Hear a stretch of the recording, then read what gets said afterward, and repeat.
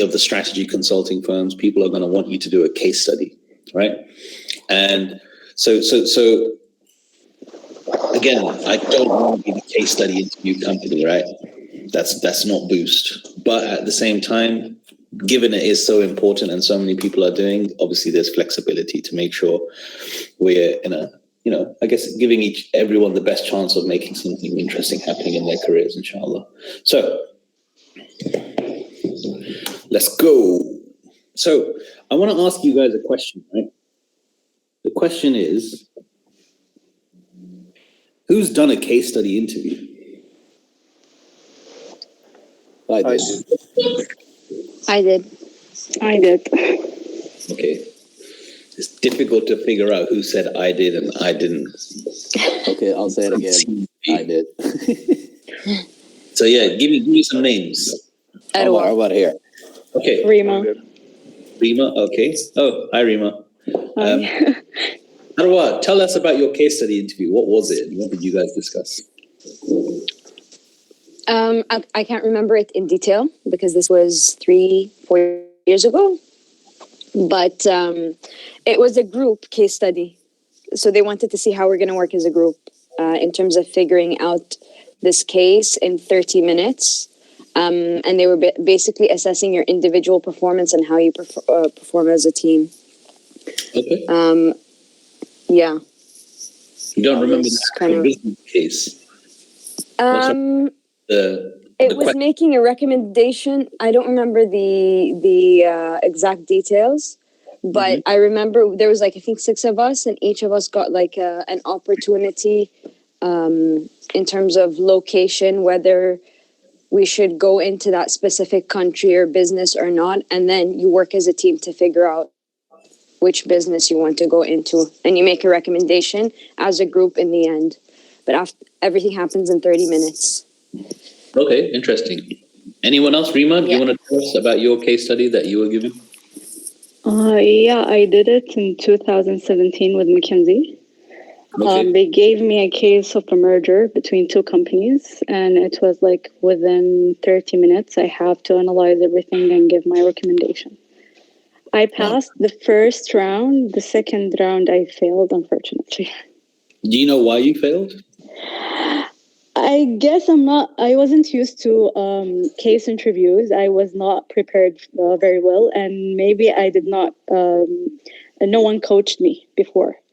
Okay. So, yeah, those are the areas that I lacked. Anyone else done a Can I? Sorry, can I just give it? Irfan here.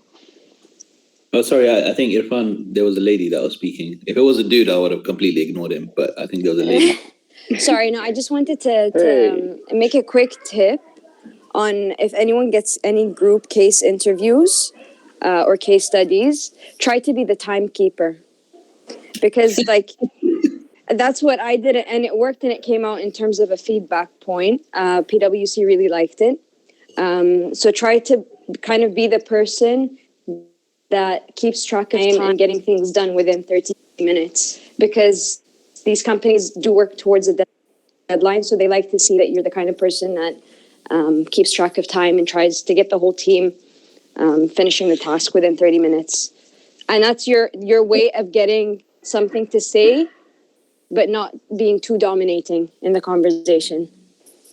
Lai, that's very, very good feedback for team cases, right? Normally when you go into an interview and you do a team interview, there's always, you can tell the guy or the girl that's going to be the over dominating, the over powerful, what we need to do is this. There's always one person that can't contain themselves, right? So being the timekeeper, structuring the 30 minutes or the first 10 minutes, we're going to discuss the problem, 5 minutes, this and and we're going to present this. I think that's a very, very good place to be. So you don't take there's a consulting joke in there somewhere, but I won't go into it because we don't make fun of consultants anymore. Sorry, there's a dude that I cut off. My apologies, bro. You cut off me, bro. Oh, Irfan. Yeah, he's offended. Chill, man. Not bad, bro. It's impossible to offend Irfan. He's too nice of a guy. I did one back in 2016. I was applying to Elixir, and they gave me a case interview to turn around in 48 hours. I think it was something related to process optimization or operations. I can't remember in detail what it was. I can try to dig it up from my files, but that was back in 2016. Time out. Huh? Time out. Don't you have a PhD in process optimization? I don't have a PhD in process optimization. I have it in real estate strategy. There's a difference. So that's the excuse for not passing that, because you don't work. No, I did pass it. Okay, I even got the offer, but then I rescinded the offer. Okay. Yeah. Oh, by the way, that KFUPM. Not the session that I did with KFUPM. The one before with the with the Elixir partner. Yeah, I think so. I saw something like that. Yeah, the session before mine with the consulting club in KFUPM. The partner from Elixir immediately reached out to me and said, "Fahad, I want you to train so on and so forth." Okay, interesting. No, Elixir was good back in the day. Well, just before the turnaround, I would say, not downturn, but the turnaround. You know why I love Elixir? The reason I love Elixir, and sorry, maybe Arwa won't know this, right? Elixir is a Saudi consulting company which was acquired by McKinsey, right? And the reason I love Elixir is because I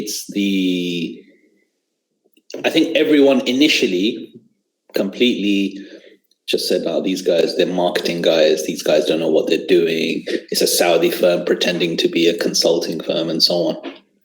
And in the end, the owners, at least, of Elixir can say, show everyone their middle fingers and say, "We got bought by McKinsey." That's the reason I love it. Nothing to do with their quality or anything like that. They're clearly good if McKinsey acquired them, right? McKinsey wouldn't acquire someone that's not good, right? It's as simple as that. So anyone... There's the other story. They basically tapped into the partner's contact list. And the only way to do that was to acquire them. Well, then... If you sell a business, who makes the money? Is the owners, right? So even then, it doesn't matter, man. Honestly, and I don't think. Think about it, right? Let's think about it. Do you think McKinsey needs contacts? Like, really? It's not that. It's the contacts that can facilitate things in the government. You need those contacts. Honestly, man, with all due respect to the senior partners of Elixir, none of them are sitting with, Prince Salman bin Mohammed bin Salman. None of them. McKinsey partners. I know. But this was before. Like I said, this was before the way things changed. So this is we're talking 2016 all the way up to I think 2019. So in this 3-year period, that's when it was really different. Okay, well, look, I mean, there's clearly a difference of opinion, but for me, at least, it's another case study interview. We can go into it. Yeah, absolutely. But just for me, just to settle that, the reason I love Elixir is because it's a success story of a homegrown management consulting firm that beat all odds, that actually provided. Initially, I think it started off as more of a communications and marketing company. And then it just saw, look, there's an opportunity here, but man, these guys are getting paid tons of cash to provide good qualified people to do a certain job. And in order for us to do that, we just have to win projects, find people, write good proposals, and win those projects. It's the same business model, right? As the business model of consulting. That part I agree with you. I mean, the homegrown or the local nature is very good for Elixir. Absolutely, man. So, and Elixir grew pretty much. I mean, yes, there are lots of stories about, they had this wasta and this connection here and so on. But I always say to people, right, and a lot of people say this to me as well, Fahad, I can help you, introduce you to this person, I can do this, let me be your business partner. And the fact of the matter is, right, if they introduced me to someone and I did a shit job, right, introducing you to someone is like 1/5 maximum, 20%, 10% even realistically, right, of the effort. So just because someone introduces you to someone doesn't mean that that's it, khalas, alhamdulillah, everything's fine. No, you still got to perform, right? And if you don't perform, you're going to lose that account. You're going to destroy the reputation of your business, and probably you'll end the, in consulting, people only remember the bad projects, and clients only remember the bad projects, right? So, and again, it's a function of, even if there was some level of wasta or whatever, right? They still consistently delivered good job in order. People aren't stupid is the point I'm trying to say here. It's that people remember, if you are a crap company, you're not going to win projects. It's as simple as that, right? Especially in something as competitive as management consulting, because we may have our opinions on who does what and who's good at what and so on and so forth. But the fact of the matter is, the government isn't stupid, right?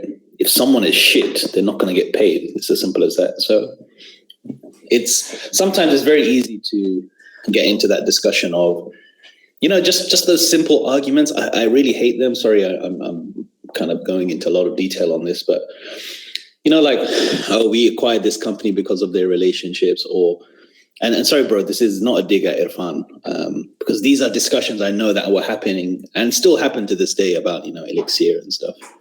But the fact of the matter is, if they had the wasta, which maybe they did, maybe they didn't, I don't know, right? If they were doing shit work, people would have found out pretty quickly.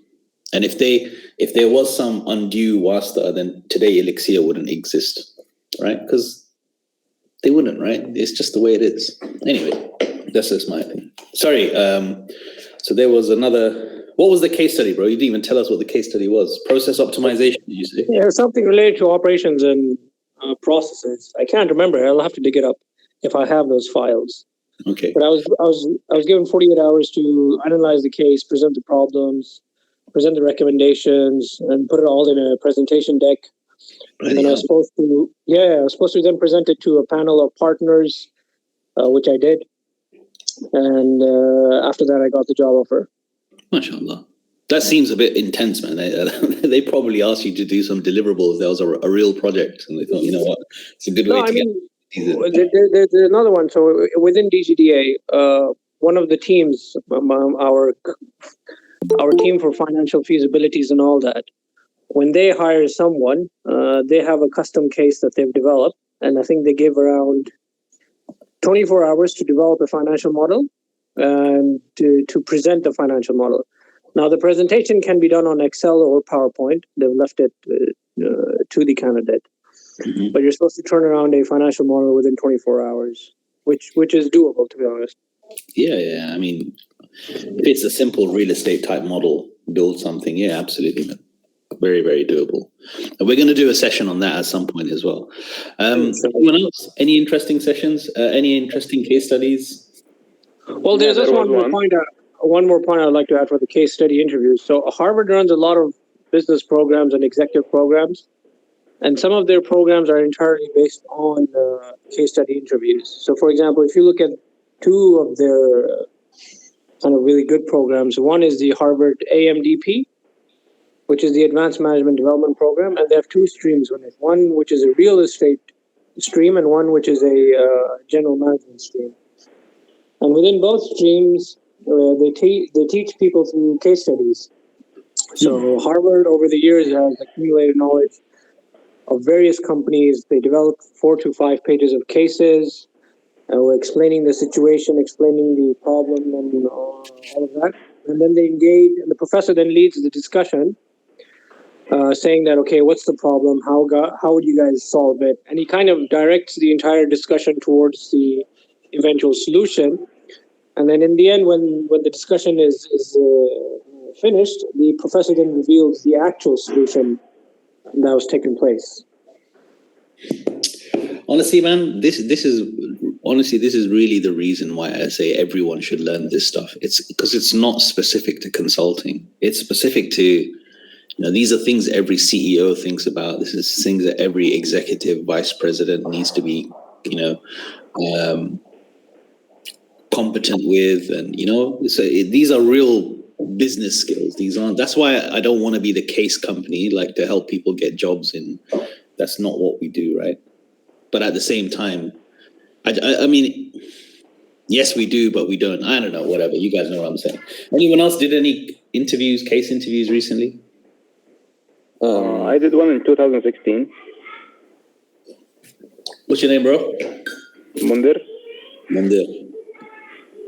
Where did you do it, bro? With Oliver Wyman. Oliver Wyman. I think everyone knows my opinion on Oliver Wyman. I'm a big fan.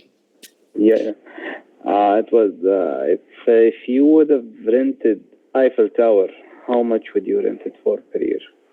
Oh, nice. That's interesting. Yeah, I still think about it like every day.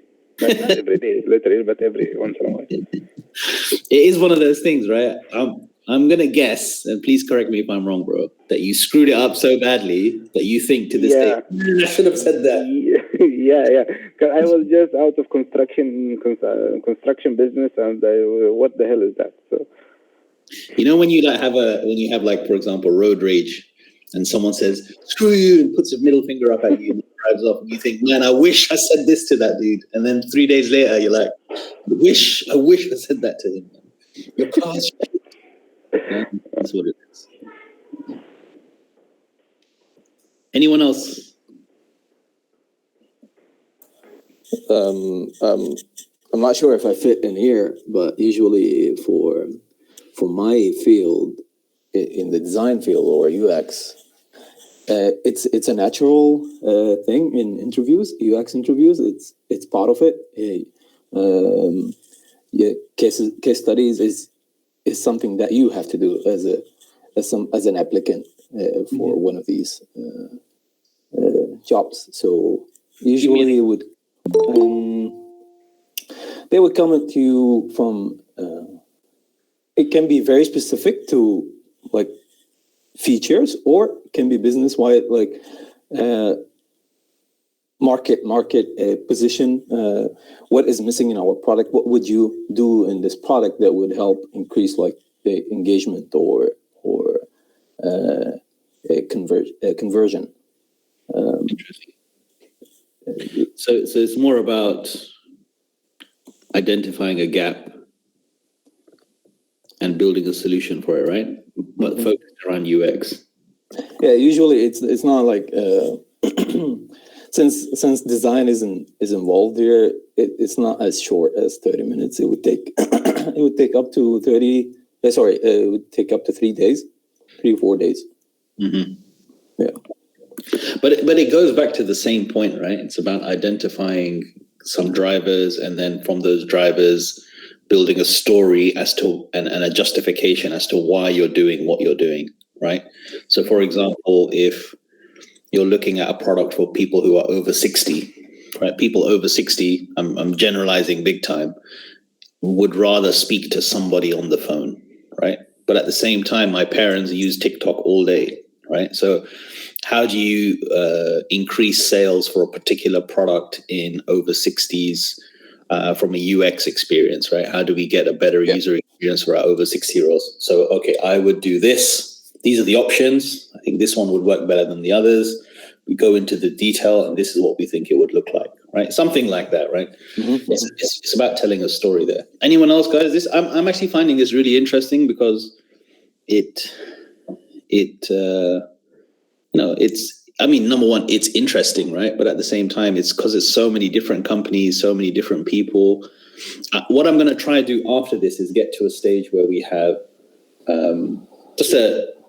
what I think are the main questions in different kind of derivations or whatever that people tend to be asked, right? The different categories of cases. Anyone else, guys? I have another one. So this is related to SEMA, which I know you make fun of. That's a different story. What? I don't make fun of anyone. What are you talking about? Anyways, for the people that don't know, I'm basically a professional qualified management accountant from the UK. So I did SEMA. Oh man, so our last final paper is a case study. So I think 2 weeks before. Actually, no, sorry. 2 months before the exam date, they give us a scene case study material, which is a hypothetical scenario of a company that is kind of facing a problem. And then what they do 2 weeks, I think, before the exam date, they, sorry, let me get the timelines right. 2 months before, they give us the scene material. we analyze the scene material, and then professors create some sort of hypothetical scenarios. In the exam, they give us unseen material, in which is some additional new information, and then we're given 3 hours to write a board report telling what the company should do. Okay. So, I mean, so this is a board report based on seen and unseen, right? Yep. Anyone else got anything? Come on, guys. I want to make these more about you and less about Fahad talking, because you know Fahad can talk. One last. That's it. Anyone else, guys?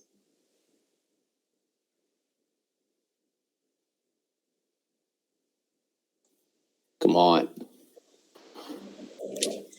You know, funnily enough, I've never. Oh, sorry, no, that's not true. I did actually do a case study, and the case study is the one that I ask everyone when I first speak to them and interview them. So I did this in, I think it was 2016, when I was interviewing with Kearney. And the case study was, and I think people would know this, right, is the real estate case study that I ask everyone, which is it's next to the airport. What an investment should we do? That was it. That's the only thing they said to me. We're building a piece of land near the airport. What should we do? Is it the next? It's the what's the Riyadh front now? No, it was just a question, random question the guy asked me. What should we do? So it's interesting anyway. So these are the types of questions that people have been asked, right? I mean, alhamdulillah. I mean, naturally, some of them ask some more complicated examples, some of them less. But I think generally speaking, right? And again, I'm using generally speaking as a very big caveat to what I'm saying here. I find that there are usually kind of 4 key categories of case study, right? So let's change the color here. So the first one is usually about market sizing, right? That's number 1. Number 2, I find, is usually about options and justifications, right? The third level is usually about process optimization and naturally the actual benefit achieved. And then every so often, not very often, but every so often, they'll ask you something completely random. You know, like the classic, how many tennis balls can you fit in this room? How much would you rent out the Eiffel Tower for, right? But generally speaking, that, I mean, I don't know, at least in my experience, you know, the Eiffel Tower, you know, the how many tennis balls in this room, this doesn't happen often, especially with, you know, the big consultancy firms. They tend to be quite, I mean, these ones tend to be, these random ones tend to be like on the spot, right? Just randomness.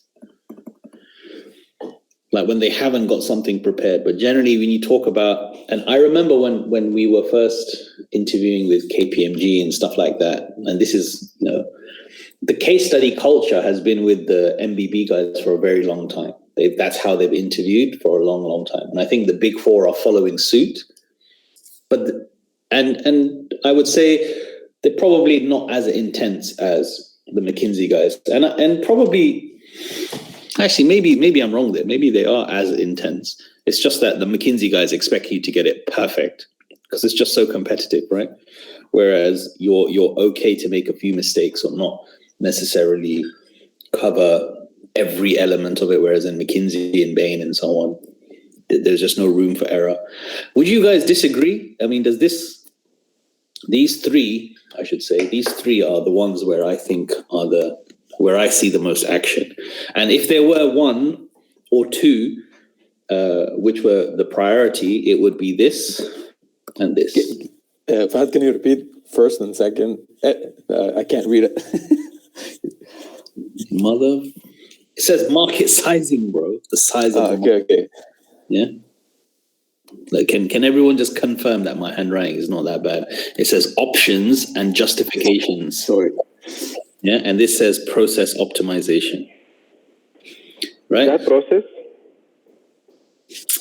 Bloody hell, man. You guys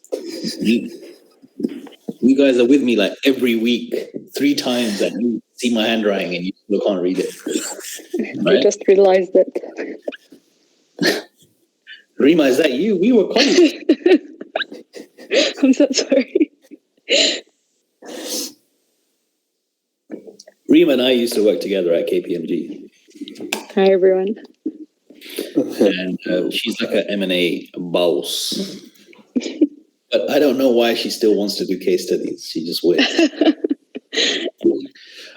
So anyway, normally it's usually one of these two: market sizing and options and justifications. But they'll ask you, they won't say to you like, what's the size of a market of biscuits? They'll say to you something like facilities management. And then you're thinking, what? Facilities management? How on earth? But what I want to get to, right, is we're going to do a quick case study on market sizing, and we're going to do a quick case study on options and justifications. And what I want to show you is that the consistency between the question structure and your answer, and how it's agnostic to the sector, because they'll always throw some random sector at you. And if we have time, we will talk about process optimization. I mean, we have Abu process optimization with us, Irfan, right?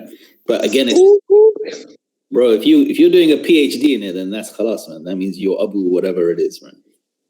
I told you, PhD real estate strategy, not processes. Whatever, man. It's the same thing as us, right? I've only ever known you to be a process guy, bro. So let's talk about market studies, right? So what are they trying to establish in a market sizing? Sorry, not market study, a market sizing. What are we trying to establish? If you hear the word market study, market sizing rather, what do you think that the interviewer is trying to establish? Like, let's test. Is there an opportunity in the sector, or? But let's try to answer it in the most basic way ever. If someone says to you market size, he wants to know how big is the market. Right? Narrowing down your target audience. Well, that would be sequential, right? So you need to understand how big the market is before you can narrow down your audience, right? Yeah. So if you say to me, for example, how big is the market? The idea is, how big is the market, right?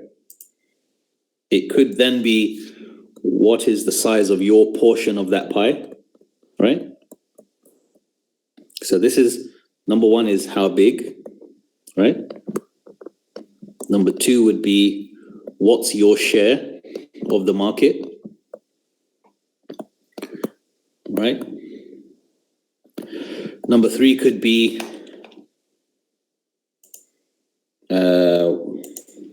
Growth, maybe?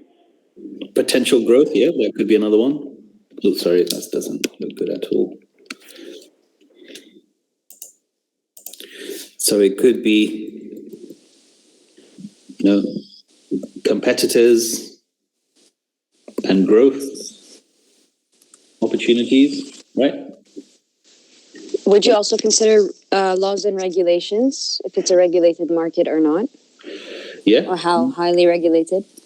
I think how big could be determined by regulation, right? So if it's, for example, like the water sector in the UK, the size of the water sector would be the amount of water people use, right, fundamentally. And it would then be divided by the companies who have the authority or the monopolies in certain areas to operate water services in those areas, right? So that would determine, regulation is how big, plus regulation would also affect what's your market share, right? Because it's usually given out on a contracts basis. Anyway. So product differentiation, maybe? Yeah, maybe there's a level of products. But what I'm trying to do is to give you the priority, right? Okay. Yeah. So, and the reason is when someone says to you, let's do a market study or a market sizing, that's what they want to know. How big is the market? That's fundamentally what they're trying to establish, is how big is the market. All right. So you can continue and making up all these different things. What they want to fundamentally know is how big is the market. So someone told me the other day they had an interview with Bain, and they don't think they did very well, right? Because the guy threw him off because he mentioned facilities management, right? He mentioned facilities management. And what is facilities management? It's the contracts that are used in order to maintain buildings effectively. There's a ton of other facilities management, right? But that's basically what facilities management is, right? But he's like, man, I think I screwed it up.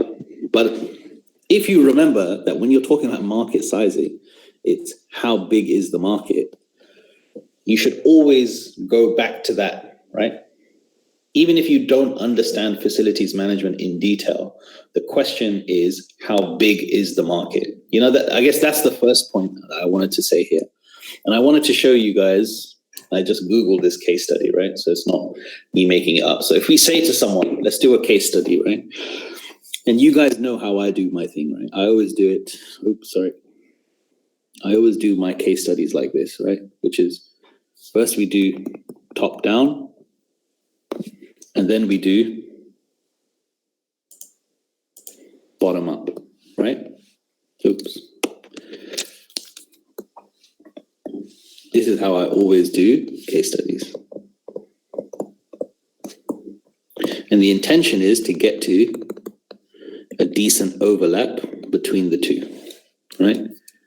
And this is where the sweet spot is for the market size, right? That's the market size there. So I just Googled this case study and we're going to go through it together. The case study is,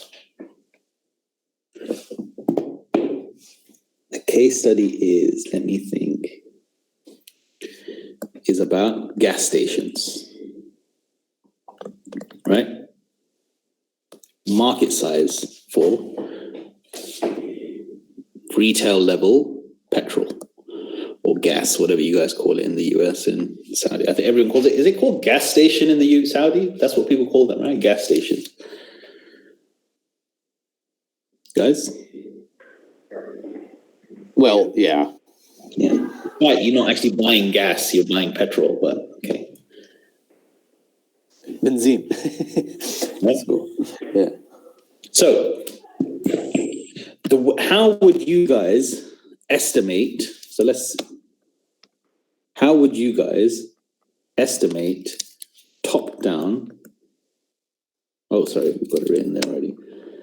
The market size of gas stations in Saudi, in any country. Which country should we do? How many cars? Yeah. What is cars a function of? The number of cars would be a function of population. Yep. So top down, the first thing normally you start off with in these kind of retail type situations is population. All right, let me change the color here. Potential for a new regulation, like using electric car or hybrid car.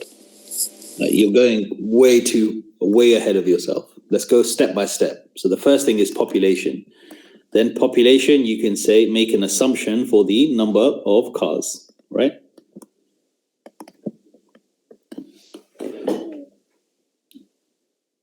And based on population, then you can derive the number of cars. Then you can derive the amount of, anyone? Maybe types of cars. Well, average use consumption. You can talk about consumption, yeah. So this is consumption per car. Per duration. So what do you call it? Clarity. Clarity. Shit, forgot. I mean the 91, 95, 98 thing. Yeah. Okay, consumption per car. But I mean, the gas stations sell two types of petrol, right? 95 and 91 or something, whatever it's called. And the prices are fixed from the government, right? So what we're just trying to establish here's a question. When we say market size of gas stations in Saudi, let's just keep it Saudi because everyone knows Saudi kind of, and I know Saudi, so it makes my life a bit easier. Right? So the first part we're trying to do is top down, which is this one, right? We're trying to figure out how many gas stations there are approximately in Saudi Arabia. Right? So we start off capacity. Yeah, well, look, okay, so we've got population, we've got number of cars, right? We've got consumption per car, right? Size of Frequency, the city maybe? or the country. So, sorry, say again, please. The size of the country or the city. Go ahead, Mandur. Say it. The size of the city or the country. Oh. Yeah, but we've kind of, if we're trying to do it for an entire country, right? The country dynamics are done at a population level. So we know that Saudi Arabia has a population of how many? 33 million, right? Make sense, guys? So we know that. So how many people in 33 million own a car? Or maybe what's the ratio? You can determine that from the card, which cars are being insured, maybe cars insurance. You could, but let's keep it simple. If 33 million people exist in a country, how many of them do we think own a car? I mean, above 18. Shouldn't we go with the households, Fahad? Well, households, yeah. We could. Population and then household could be a function of one or the other. It's fine. We have a population. How many of those people own cars? So even if the population basic assumption would be households of 14 million, of the 14 million, you know. Let's say 0.6. Oh man, you had to be complicated. I can't even just say a number, bro. Yeah, 0.6 per person, or 0.8. Because most of them have cars, but not all of them, I guess. If it was for household, it would be a lot easier because we're gonna assume that every household has let's say 3 to 4. First, and every household have 2 cars. Then it would be easier to decompose. I mean, if we talk, if we were talking like a few years back before the, before they allowed women to drive, we still have this issue, right? Even if we filter male and female of the population, and also the age, and the licenses, we still have those households who have, what do you call it? Private drivers and a lot of family cars. Yeah, because they don't have other choice. So they how do you simplify this, Fahad? We don't have public transportation. That's why everyone should have a car. So the number should be huge. Who share a complex together, so they have multiple cars from one house. Can we just say one per household, like as a ratio? No, okay. let me, everything you guys discussed is basically between this assumption. Oops, sorry. Everything you guys have said is between these two assumptions.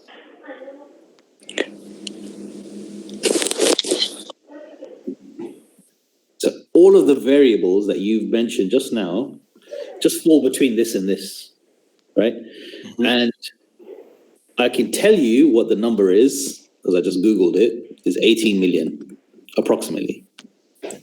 So I don't think 0.6 is actually, 0 point is a bad assumption, right?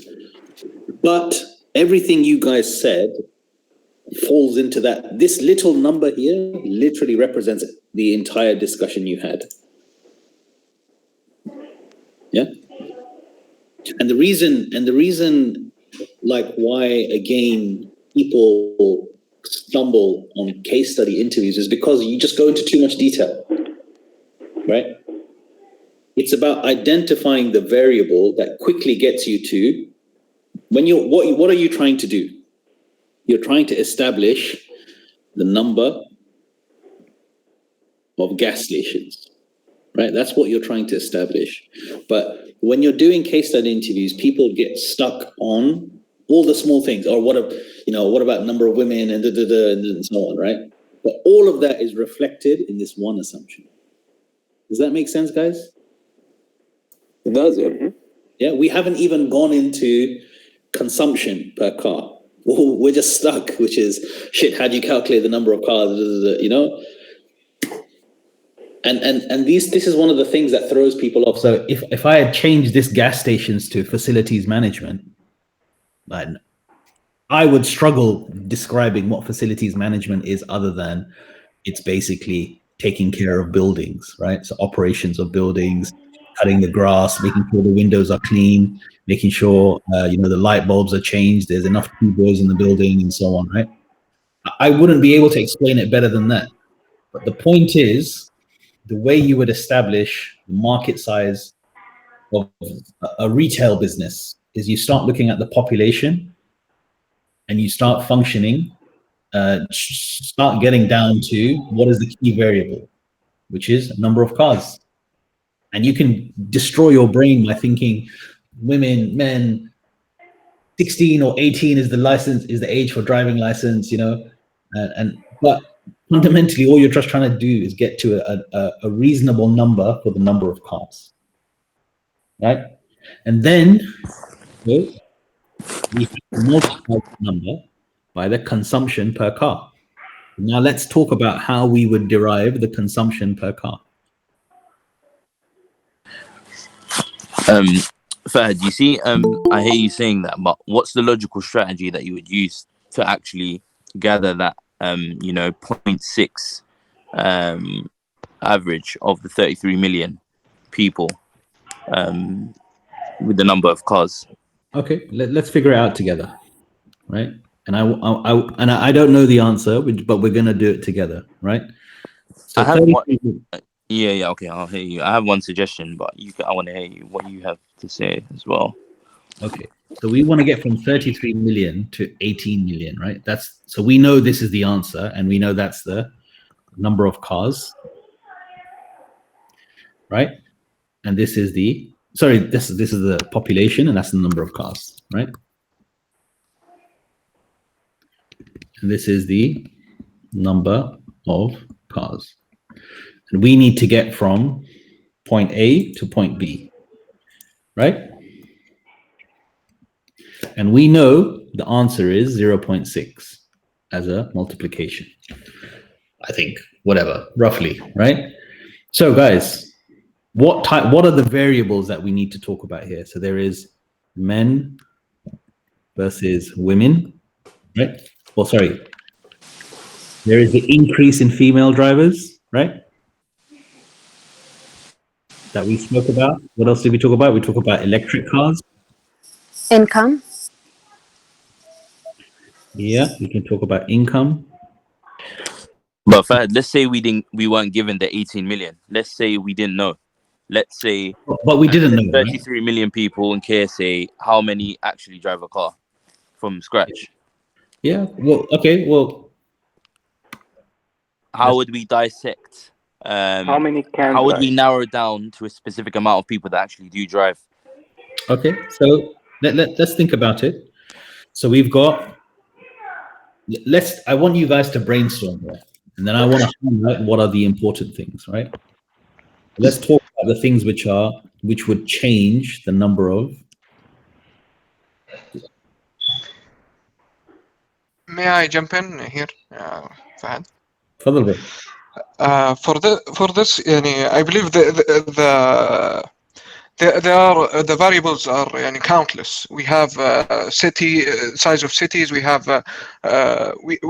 percentages of the age, and a lot of variables that we can mention. Yeah. But when I came up with the number, I concentrated on households, because households holds you can eliminate some of the errors that comes with from the variables if we consider the households, because households usually contain a variety, let's say, of age, of gender, of cars, etc., etc. So when we talk about having a household of 5, and stating that every household have 3 cars would be around our assumption. I'm not sure. Around our assumption, and would make a lot of sense in this context, in my own opinion. It's Othman, right? Yes. Okay. So Othman is. Let's talk about. I'm not going to say whether he's right or wrong, but let's talk about it. So if we started this discussion on electric cars, what will we find out? That a significantly amount of people that actually drive electric cars the actual number will be much lower than 18 million. That's a given. I think that if we started this discussion on electric cars, we're not trying to find out how many, we're not, I think we will miss the point of the gas stations, right? Because remember, that's the question we're answering, right? If you start talking about women, that tells you about possible increase, right? So if we talked about electric cars, that could possibly tell you the decrease in the future. Yeah, I don't think it's a substantial answer. Exactly. That's the point, right? Now, if you talked about the size of the cities, that will tell you what? Location. That could potentially tell you about locations. That could tell you about potential traffic and growth, right? Does public transportation mean anything here? Sorry, say again, bro? Public transportation, trains and buses. I mean, the growth now in Saudi in this. Let's think about it, right? And this is a really excellent exercise, because it just shows you if you start thinking about the wrong thing, if you don't highlight, waste time. You're wasting time, right? Yeah. You talk about public transport. Waste of time is going to basically take you down a road, which is about possible decrease over time, right?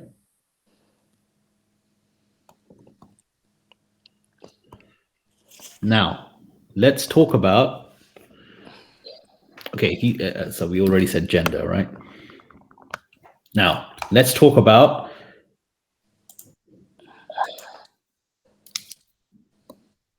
households. So there are 33 million people in Saudi Arabia, right? Let's talk about the average size of families in Saudi. That's a whole case study in itself. Average son, not really. It's about 4.5 people, maybe 6. Average size of families in Saudi Arabia. Right? So let's talk about it. So there's usually a mum, a dad, right? There's usually 3 children, 1 maid. Right? Guys, what do you think? I guess it's pretty accurate, yeah. Not Average all family. families have maids. So I think this is just for the middle family and rich family. Okay, fine, whatever. I mean, if we keep going down this road, we'll never finish. Yeah, I was gonna say, Fahad as well. You know, what's the average like time frame for these case studies? Like, let's say for the specific question that you asked, like in realistic terms, how long would we actually be given? I think half an hour, right? Okay. Yeah. So this is why it's important to remove variables which aren't going to give you the initial answer you need. Yeah. So if we say the average population, we say the population of Saudi Arabia is 33 million, right? Mm-hmm. And we say the average size of a family is, just say approximately, let's call it 5.5 people. I know 0.5 is not a number of people, but let's just say that, right? Yeah. If you divide 33 million by 5.5, what do you get?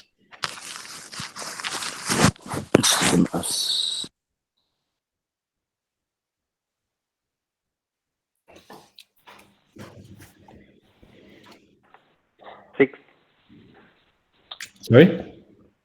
6 million. 6 million, right? So we've got an average of 6 million families in Saudi Arabia, right?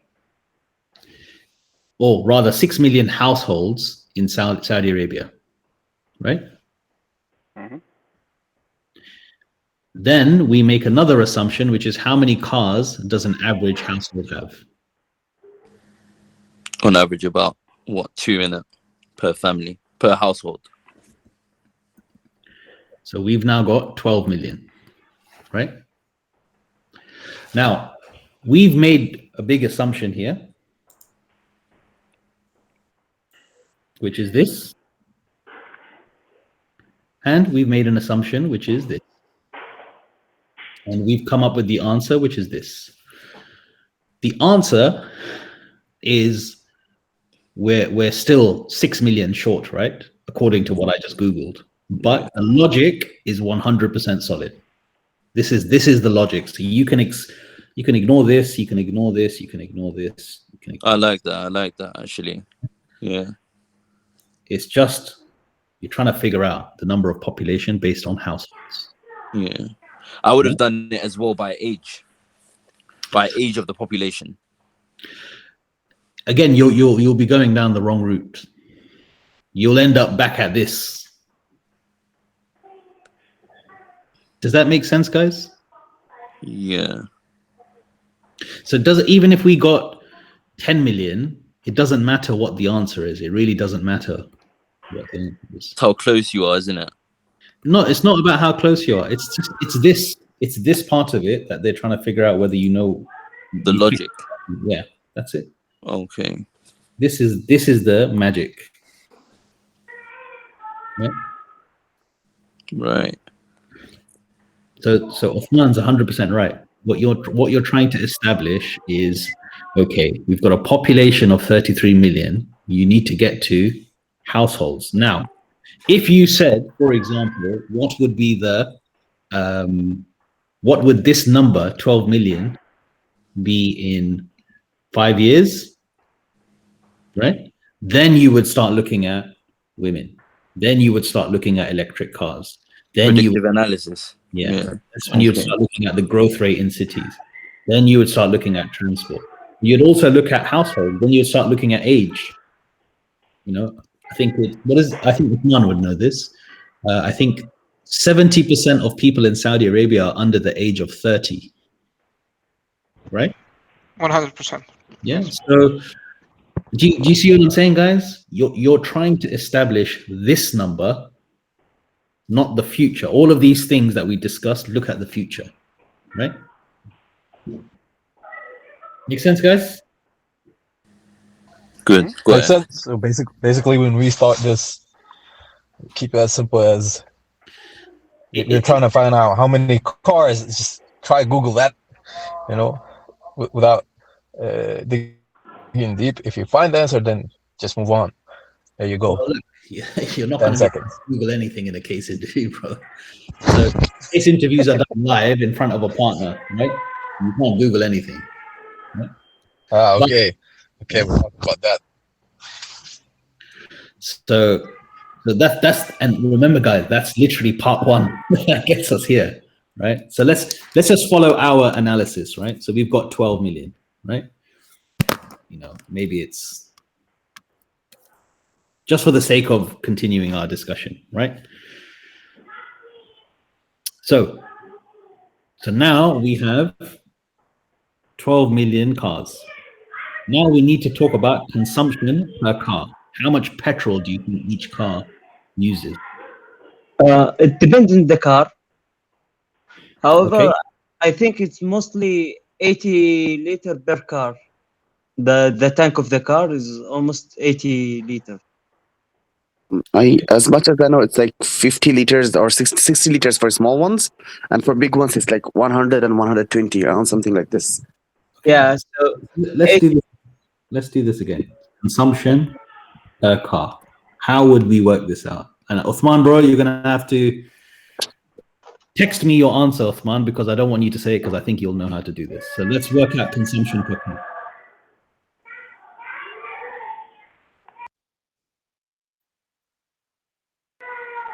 Let's talk about whoever's baby that is, mashallah. They got some. There is a party downstairs, so. Mashallah. Okay.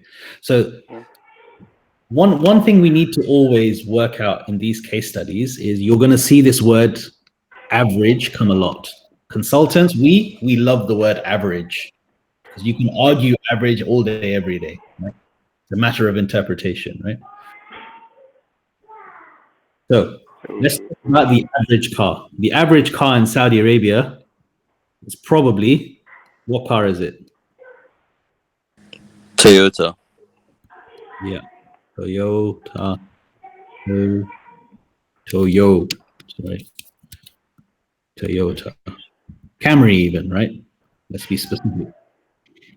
The average engine size of a Toyota Camry is what, 3 liters, right? And so again, we're talking about, let's do this more specific. 3-liter engine. Size of the gas tank. What else do we need to know about this car? Mileage. Why would you need to know? Okay, let's talk about it. Let's talk about all the variables now we're talking about. The same thing we did last time.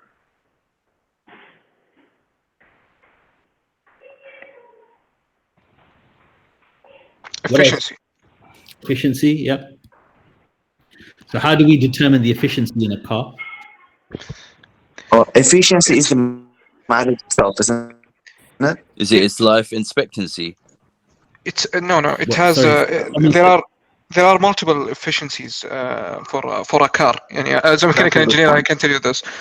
So it's the overall efficiency, and it's actually a factor. And it is being provided by Toyota. When you buy a car, they mention that this has this much of efficiency.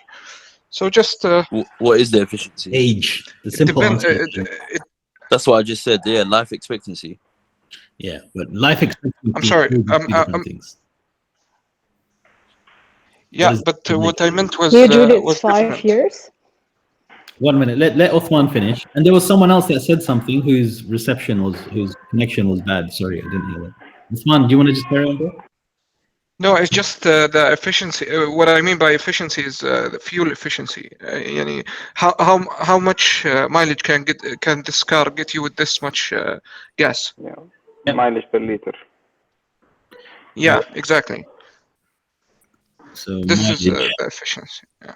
Yeah, that's usually a function of age of the car, right? There's lots of things. The tires dictate the efficiency of the fuel use, right? Usually the ages of the car is between 5 to 7 at max, but usually 5 years. Okay, so let's say 5 years. But let's just go into this in a bit more detail, right? Because this is really interesting when you look at it at such a granular level. You basically start determining which parts are important and which parts are not, right? So if age is one efficiency characteristic, tires will determine, maintenance of the car will also, right? So age, what types of things would be considered in age? Roads, even the quality of the roads determine efficiency, right? If the roads are bad and braking, people brake when they brake their car, not braking as in when they slow their car. Sorry, that's the wrong braking. That's BRAKING. You know how aggressive you drive, the driver. Traffic. Yep. The driver, traffic. Anything else, guys?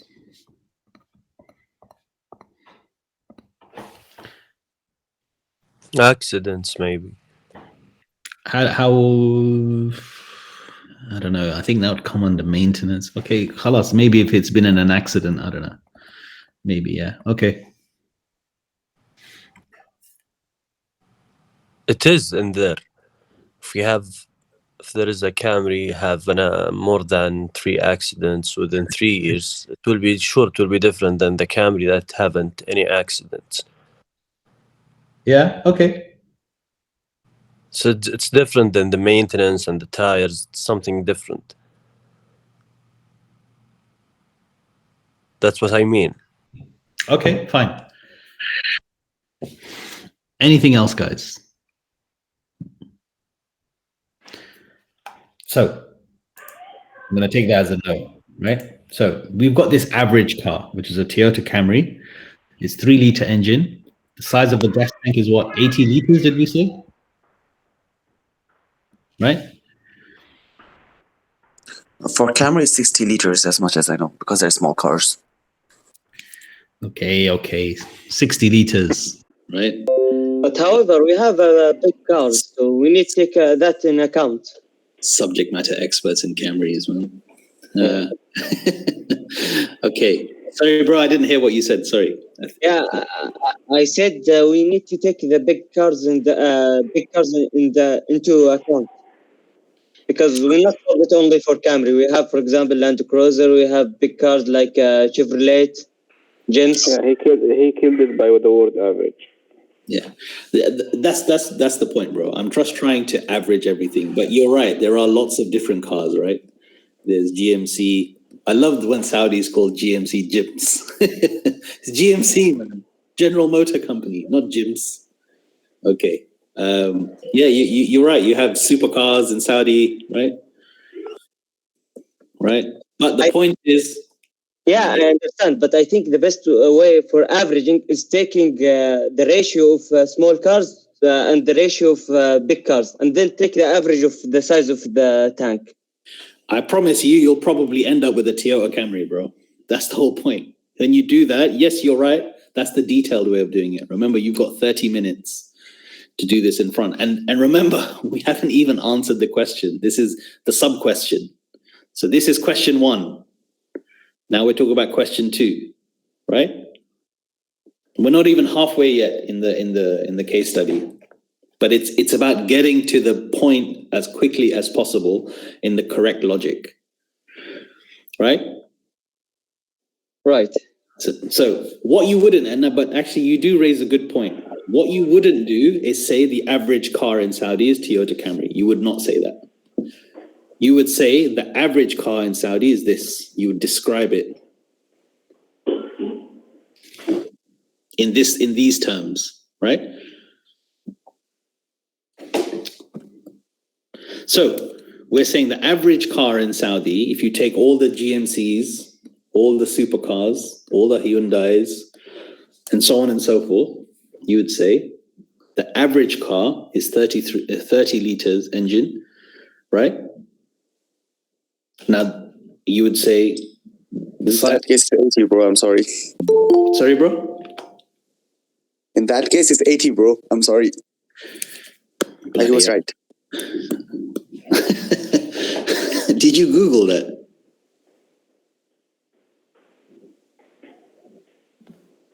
It's actually 70. I just Googled it. Okay, I don't care if it's wrong. I'm not changing it now. So the average car size is 70. And we're trying to find out the consumption per car. Now that we've decided what the average car is, we still haven't answered this question. How would you guys answer it? Whether how many times they refuel per week, or how the average mileage per year. Yeah. So average mileage. Around 30,000 per year, or 25. How did you figure that out? By experience. Okay. I think it's definitely more because people here travel a lot by car.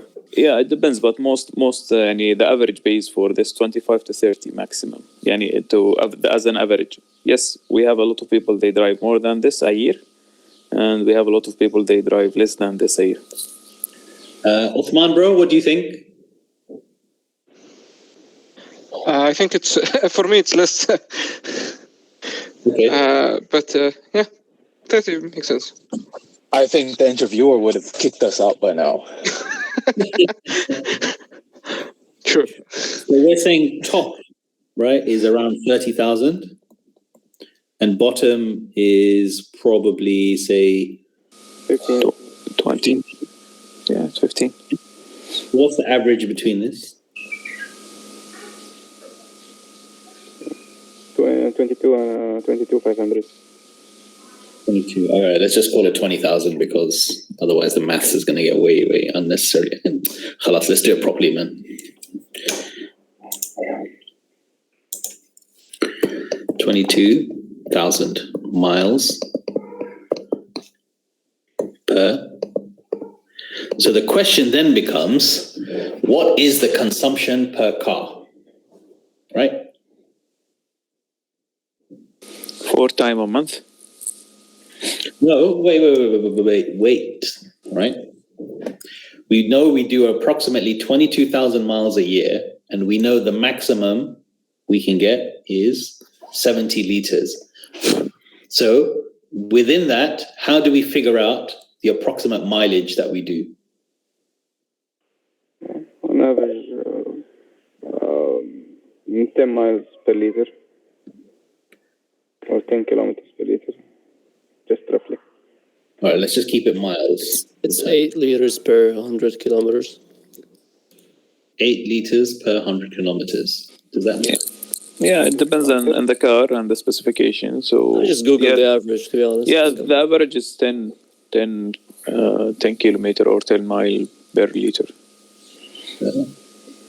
Sorry, but do we have Google in the interview session? No, you definitely, definitely do not have Google in the interviews, right? So if that's the case, how many, again, consumption per car? What are we saying? What's the answer? So we figured out that first step is we need to define what is the average size of the car, right? Then we need to define, the characteristics of that. We then identified what are the factors which impact the car, right? Right? Then we needed to go into the detail of the average mileage per year that a driver does. And what we're trying to find out is how much fuel does one car consume?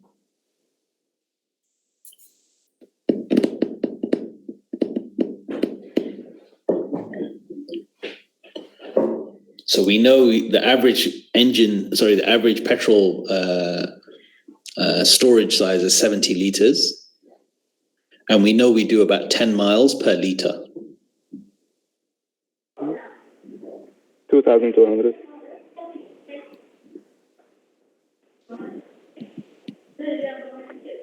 Does that make sense, guys? How we got to that number? Anyone? How did you get to that number, bro? Divide by 10. Yeah, it's this 22,000 number by this number. Yeah. Does that make sense, guys? 2,200 liter per year.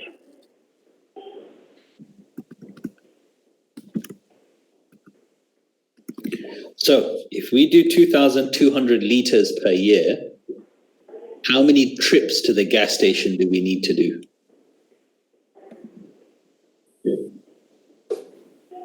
Around 30. So 2,000, okay, how did you figure that out? 2,200 divided by 70. Equals? 31.4 something. So we can say 30 or 31. 31 trips to the gas station per year. Divided by month, so we talk about 2.5 monthly visit. Oof, this is advanced. 2.5 trips per month.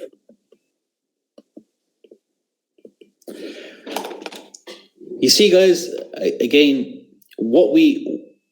okay, now let's go through all of this and cut out all the fact to get to that answer. This is the correct answer, right? Uthman, bro, are we cool with it? I'm using Uthman as my bullshit checker. I think you're getting the wrong person to bullshit check. No, honestly, for your answers, are solid. I'm impressed, mashallah. But so when we're in an interview, guys, what we need to get to the correct variable as quick as possible. So if we started off with this stuff, right, we would be there all day long, right? Where we need to get to is this, right? This is where we need to get to as quickly as possible, right? And specifically this, because if we got into this argument of age, tires, maintenance, roads, you're adding so many different variables. But to answer the question correctly, what you needed really was, this is part one, this is part two, right? And that's it. Does that make sense, guys? Yes, the potential of car visiting the gas station, so we can calculate the market share approximately per gas station. Okay, well let's slow it down for a minute, right? So we now have the answer to the consumption per car, right? Which is 2,200 liters per year, right? Correct? Multiplied by 12 million. Multiplied by 12M equals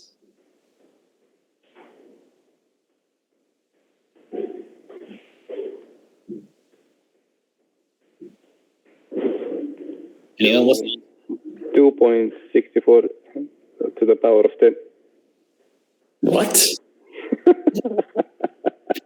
What? Some power. If you ever say to the power of in an interview, case study, forget it. You're not getting a job, man. Yeah, I know. It will be 6 million? Billion. Billion, sorry. Billions. 26 billions. Yeah, maybe I will. It's 26. Yeah, 26 billion. Okay, so now we've done a high level, and this really worked out well, right? Because we know how much petrol consumption there is in the country. Now, so we've done this top down. We've done this part. We've done 50%, alhamdulillah, mashallah, right? Now we need to do bottom up. So how would we do this bottom up? So the top down, can we define the top down as the demand side? Population. Yeah, this, if you want to call it, let's do this demand side, yeah. So now we're going to talk about supply side. So I don't know who said population, but population is the demand side. Now let's do supply side. So you wouldn't start there. So I think we need to know the capacity of the stations. Also, average capacity, and how yearly is the the station is filled. So, okay, let's do this question now, simply, right? So now we're doing supply side, right? So remember our favorite word, average. So what are we trying to establish? Let's try to think of all the questions. Like I said, I want to identify all the things and then we remove the ones that are not important. So what are we trying to establish here? Actually, before we do that, what's the question we're answering? Number of gas stations, right? That's the question we're trying to answer here, right?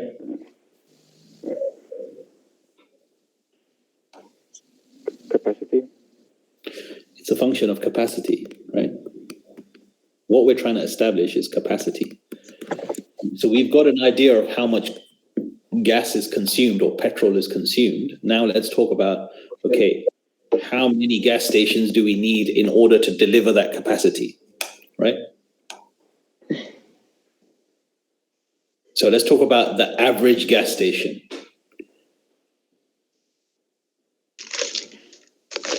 Okay, talk about it. Average gas stations. Come on, you guys describe it to me. What is the average gas station? Usually there would be 5 to 6 in a district. Yeah, no, We can talk one. 6 pumps, let's say. So I wouldn't start with the. I would start with as sorry, I don't know whose voice that is yet. This is the gas pumps, right? Let's talk about average here. We're going to draw. This is your average. How many gas pumps do you guys think? So I think the bill said 6.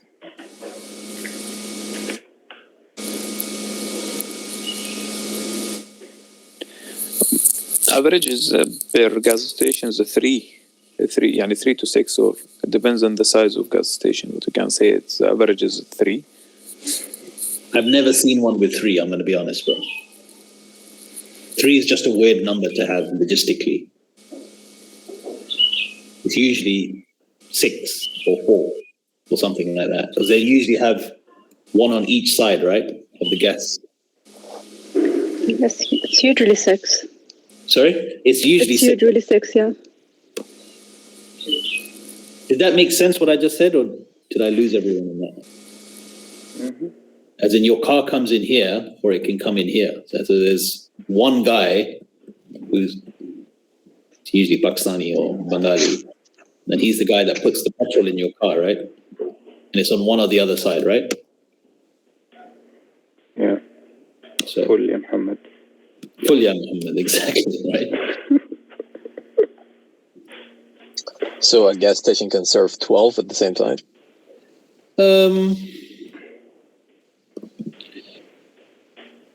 Actually, yeah. No, let's do 4. 4 gas tanks, but you can serve 8 people, right? Yeah, that makes sense. Make sense, guys? Mm-hmm. Right? Okay. But here we are not considering that the fuel type, right? We are talking general. At the moment, we're not talking fuel. Yeah, just keep it general, please. Yes, that's fine. Yeah, the average between 95 and 91 is 93, so gas benzene type 93.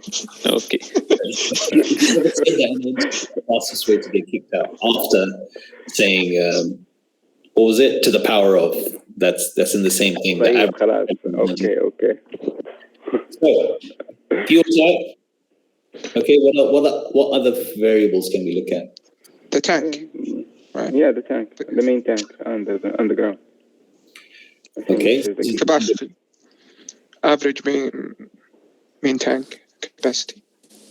Yes, and the quota that Aramco allowed me to purchase per month to refill my gas stations.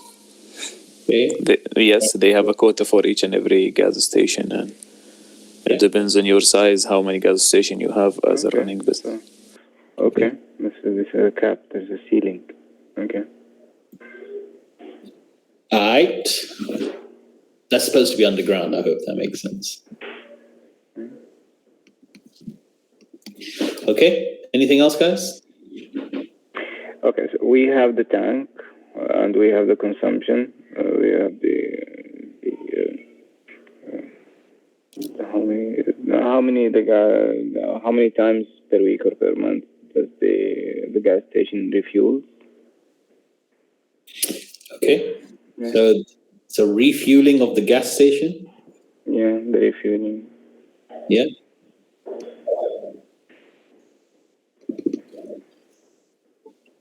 And how many cars would visit in a day? Yeah, visitors.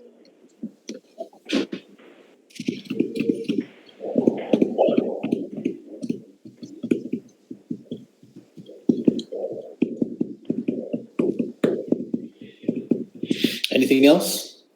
Is everyone following? I hope so, because we've really broken this down into the most simplest terms. Yeah, it does make sense, but isn't it going into too much detail? Yeah, well, that's the whole point, right? I want everyone to go into the detail, and then we take out what is the important stuff. Okay, there's not the important stuff.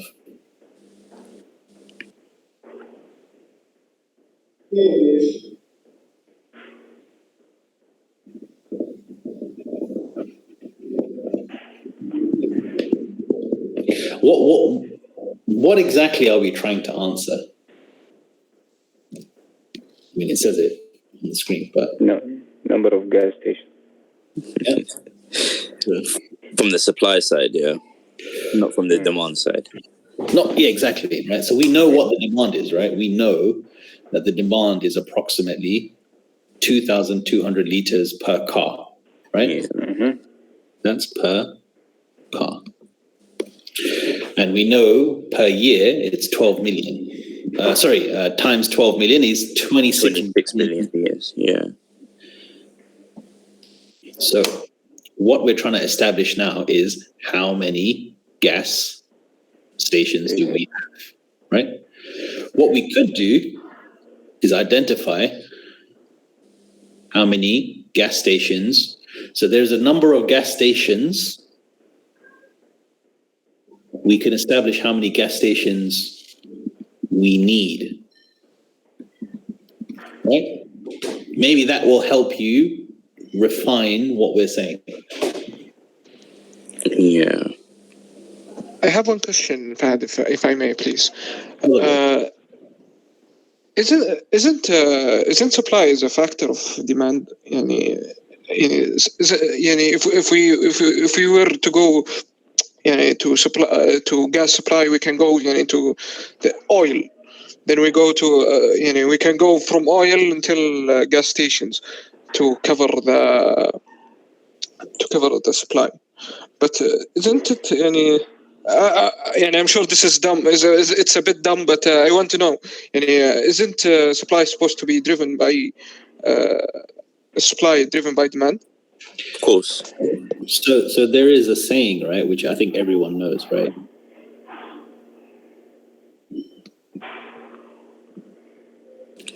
The law of supply and demand. I don't know what I'm doing here, but this is supposed to be. Yeah, Is that a duck, Fahad? A hen. Chicken. Right. So I guess the discussion is first, right? What came first? Allah. And then, okay, you want me to do it with Allah? Allah came first, Fahad. But you guys see what I'm saying, right? That's why we do top down and bottom up, and we come up with the middle answer. Because that's why we need to remember always what the question is, and we need to remember, remember what the question is, and we need to focus on what things answer that question. If you go back to oil and oil subsidies, and you can talk about oil availability, you can talk about subsidies, you can talk about so many different things, right? But you're not answering the question, which is number of gas stations. So in order for us to answer the number of gas stations, we need to build a profile of the average gas station. Does that make sense? That starts off with the gas pumps, right? The types of questions we should be thinking about is, okay, we've got the average size of gas pumps is 8 per petrol station average, right? The next logical question should be, how many people can each pump service, right? Right?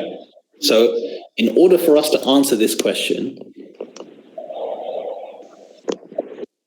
so let's write this question down. Sorry. How, am I not green again?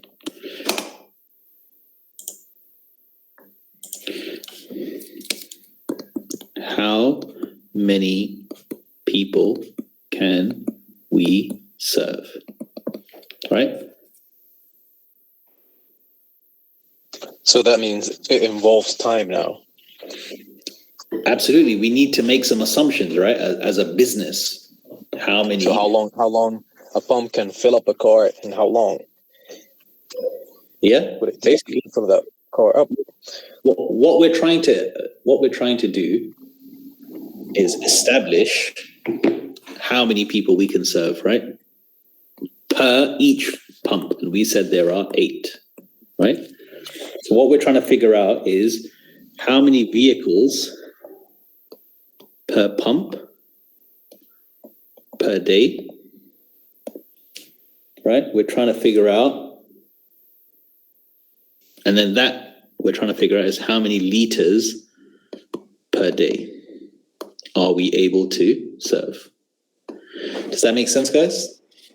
Mm-hmm. And then the answer of this plus this equals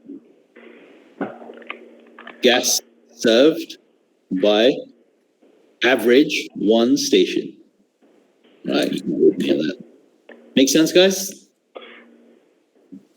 So let's make so the point is, guys, if you go into, and none of the things you said are wrong, but it's the function of getting down to the thing that actually makes a difference, right?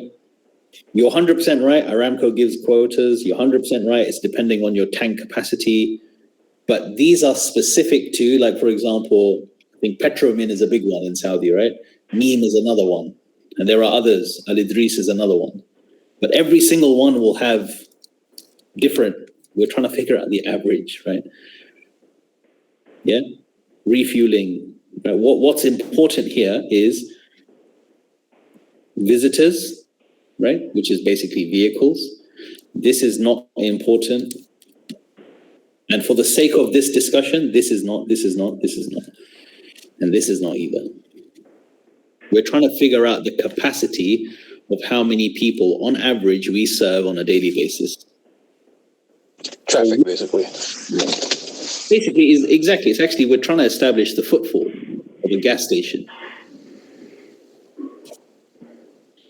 So let's make some assumptions. So how many people, so the average, so let's try do it. Let's try think of this now.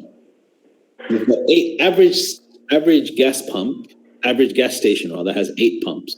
How many people do you think go to a pump per day? I will assume 100.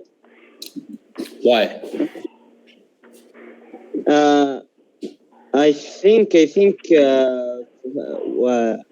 assume 100 because mostly it take from 5 minutes to 8 minutes to fill one tank, to fill a car.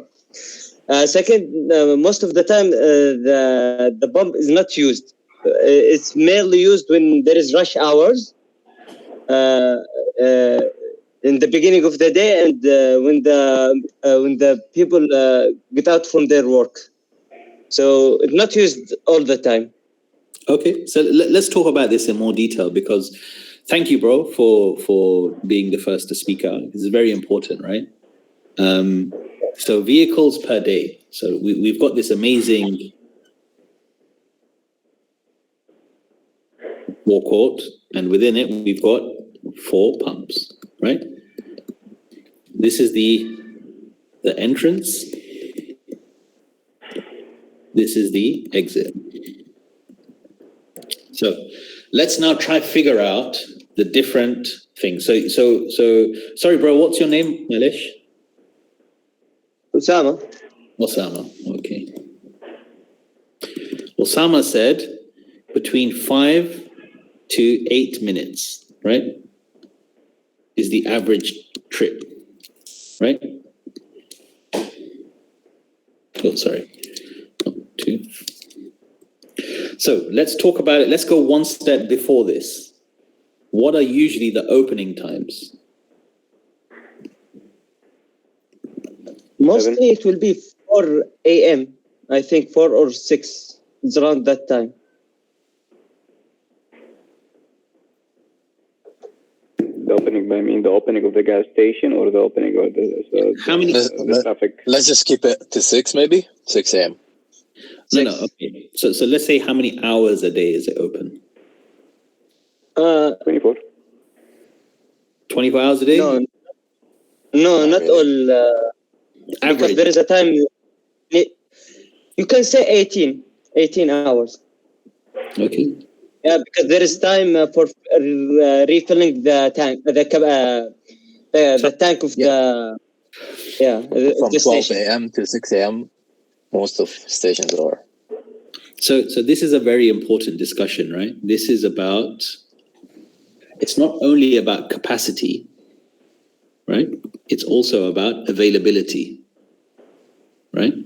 So whenever you have a product or a machine or a business, its availability is as important as its capacity, right? Do I need to explain what we mean by availability?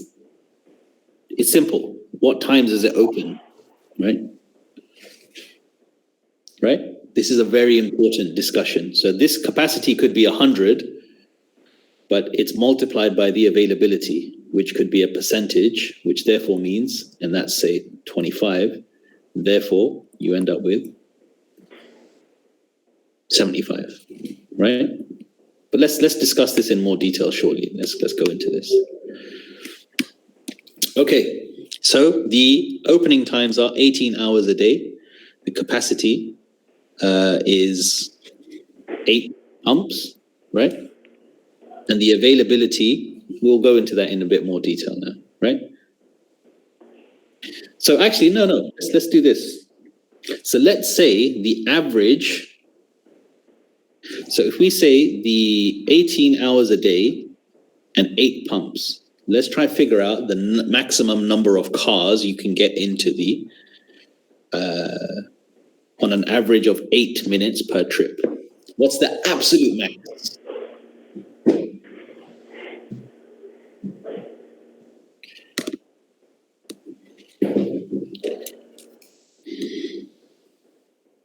Is someone doing the maths? Or should I do it?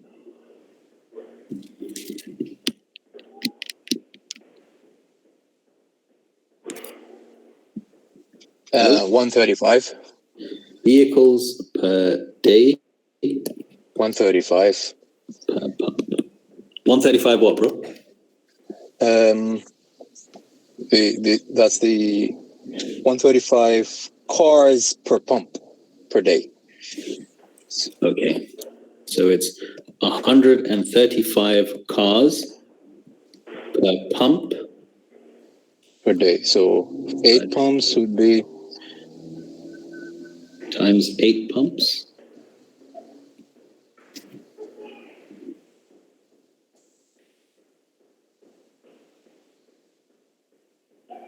$1,080. 1,080 cars per day, right? Per station. Per station, right?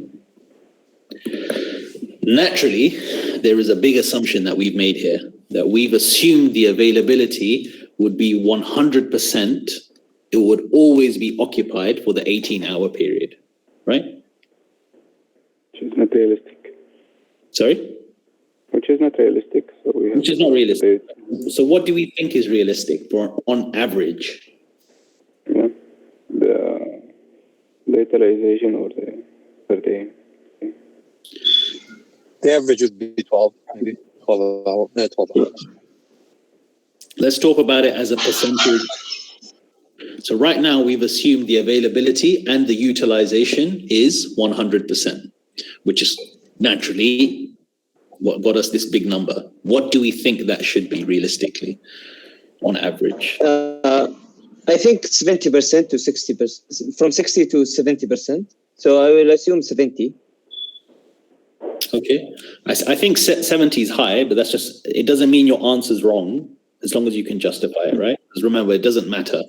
So if we go back to what Osama said about rush hours, and we talk about like 2 hours in the morning, 2 hours in the evening, and give it like 2 hours margin, then we're talking about 6 hours.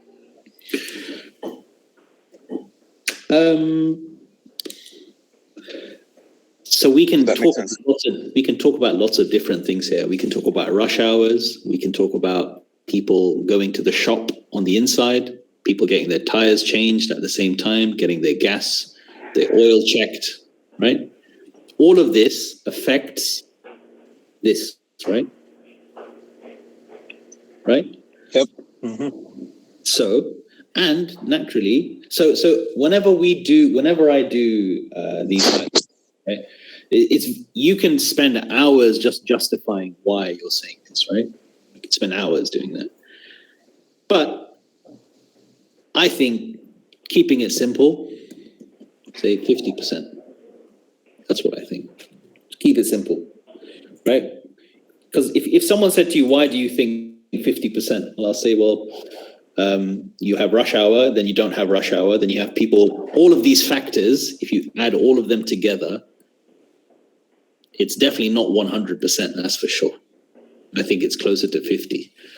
No one can argue otherwise, unless the guy owns a gas station and says, no, actually, it's 66%, right? A partner from any firm won't be able to tell you that this is right or this is wrong. What he can say is the factors that will be affecting that, right? Does that make sense, guys?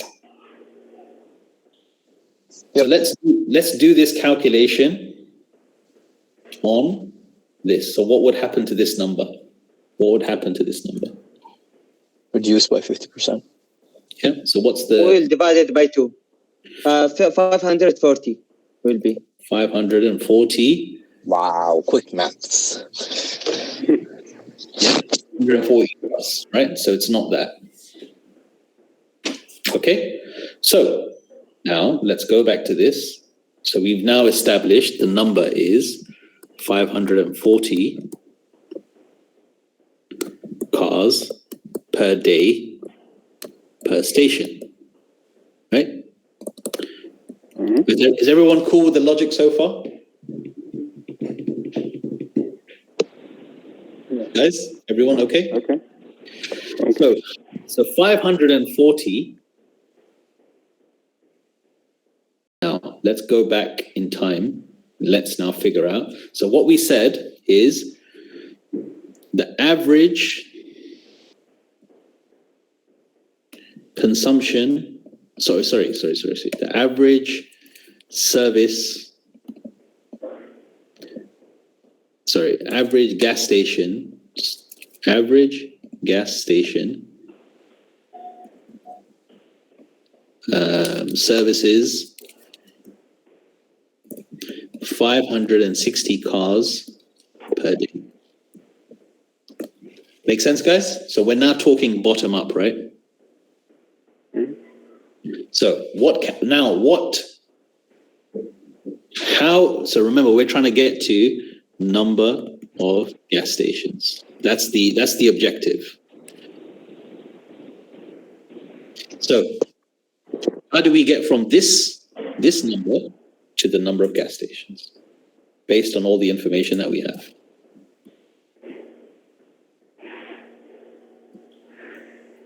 How do we get from here to here? Okay. So multiply by the fuel capacity of the car, so the 80 liters. Okay. Okay. So this will give you the liters per day. Yep. So we can get to liters per day. And then?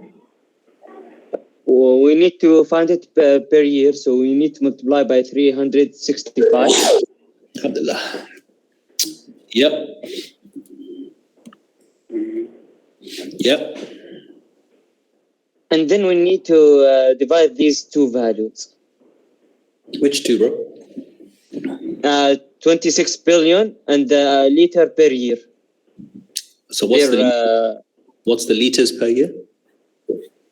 I think it should be less than 70 because not all the cars are empty when they come to the station. That's a very good point.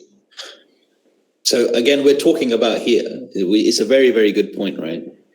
But again, we're talking about averages, but you're correct. If you were to do a detailed study, yes, you would naturally take into consideration that people don't come when their tank is empty, and people don't fill up all their tanks. Sometimes they just say, Ashhadu ya Muhammad, right?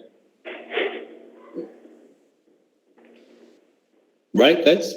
So, yes. So we're saying, but we made some good assumptions. So let's just stick with that. We're saying 560 cars per day, right? On average, we are doing, the average car has 70 liter tank and we're doing 560, right? So 560 times 70 equals?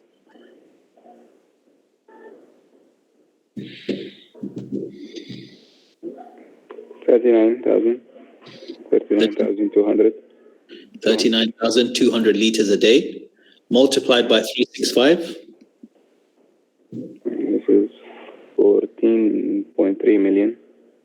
So we're saying 14.3 million liters is the amount of petrol or gas an average gas station in Saudi Arabia serves, right? Mm-hmm. So we know the total consumption for the country is approximately. So what do we need to do now? Divide 26 billion over 14.3 million. Okay. What's the answer?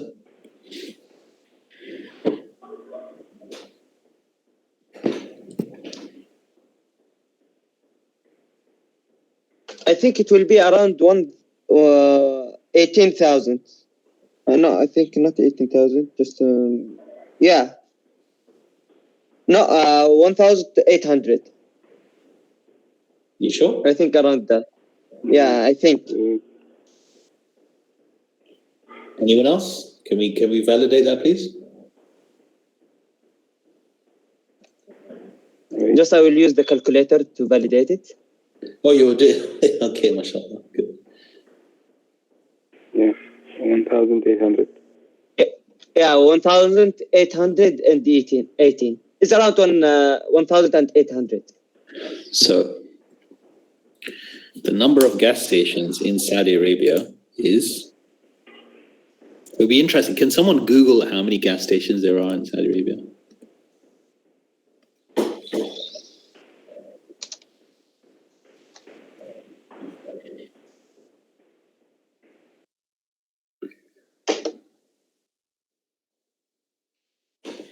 Let's just see how off we were.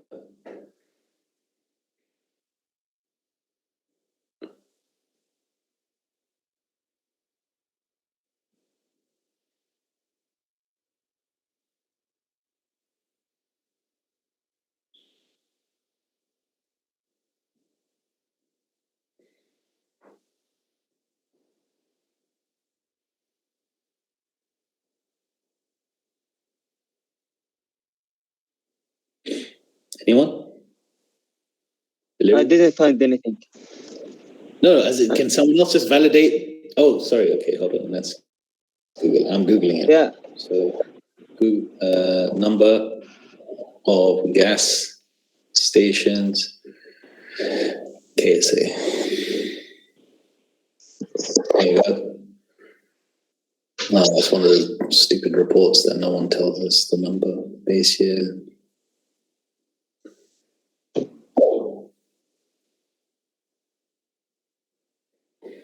Come on, man.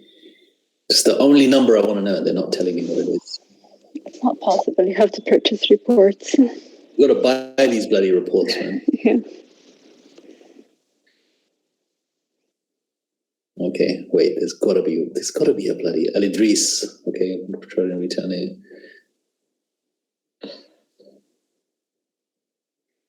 How many gas stations companies are there? No. Ministry appoints 2 new firms to run gas stations on. Okay, hold on. Arabian News is Arab News rather is very good normally. Oh man, they don't have it. Anyway, the point is, guys, we went through this case study. It took a lot longer than we expected, but that's my fault. But you see what I'm saying, guys? Look, we've actually answered the question. Now, it might not necessarily be right, but the logic was solid, right? And we had to do the top down and the bottom up in order to do that, right? And then we got to our sweet spot. But you see how many questions we needed to answer to get to that, and how many things we had to avoid not to go down the wrong route? I see. Yeah. It's the logic. Yeah. We just need to avoid getting caught up in the stuff that's not useful. Yeah. Yeah? Yeah. You know, literally, like, let's say you have like no idea, you're completely oblivious of specific information in terms of a situation or subject that was given to you in a case interview. You would literally just have to basically just guess, right, to your best of abilities. Well, case study interviews, people have different experiences, right? And sometimes, guys, and this is something we need to be careful of, right? Is that sometimes the interviewer, and this is a human thing. It's not company specific, right? And these things are designed to be hard, right? Let's be clear on that. They're not supposed to be easy, right? Sometimes you can get a really nice guy. Sometimes you can get a really horrible person. That's just life. There's no way to prepare for that. The most, like when I spoke to the guy who had an interview with Bain the other day, the partner asked him about facilities management, right? And his response to that is, I didn't really know much about facilities management. And the logic is, well, the options is number one is you make it up, right? Well, the other option is you ask him, can you tell me more about the facilities what do you consider within, But that's the decision you make there and then, right? I remember I was asked once in a case study interview about shared services. So in our options, it came here. What are the benefits of shared services type thing? Now, calculate the possible benefit. And my background is transactions, right? And infrastructure transactions. So shared services is a really operational part of business that I don't really know much about. I do now, alhamdulillah, but then I didn't. So I just, okay, I know shared services is procurement, finance, HR, and so on and so forth, right? If you were to centralize these things, how much benefit could you have, right? So the way I was thinking about it at the time is there is a cost for each of these. If you have individual teams, what is the cost of those teams? The salaries, right? If you merge all of them into one, you obviously reduce your cost, and at some level there will be an economy of scale, which would be a greater efficiency across them all, right? So I gave him a number and he was fine. Alhamdulillah, I got the job at the time.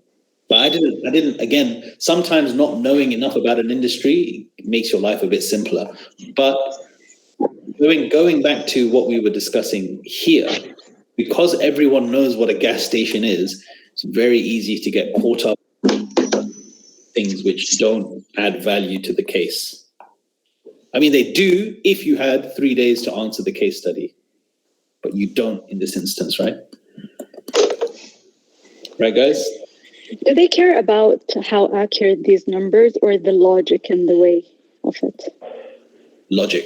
A simple answer is logic. It's the logic that's important. Because the numbers, okay, the calculations and the logic are the important part. The input numbers are not. Because when you're doing consulting, like really doing consulting for clients, you'll get that from research, through Google, through asking your expert on the project and so on, right? Mm-hmm. So it's definitely 100% logic plus calculations.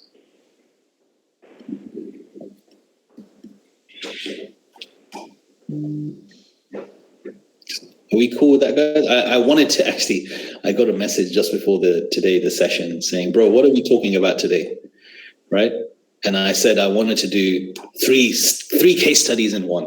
We ended up doing the one, right? So next time, inshallah, we will do options and justifications. I think, to be fair, I think 2 hours and 3 case studies, you just don't cover it in enough detail. And we need everyone to understand the stuff. It's the same logic when you're doing business plans, huh? You do a top-down assessment and you do a bottom-up assessment. And then somehow you get into this middle funky zone, which is a combination of both.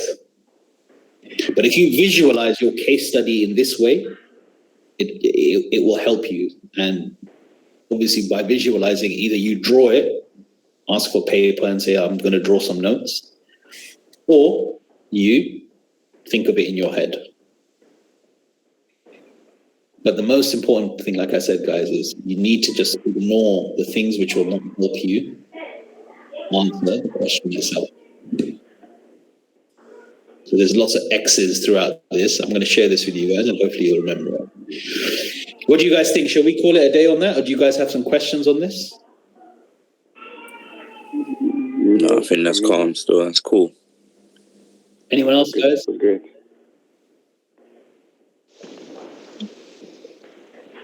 Anyone?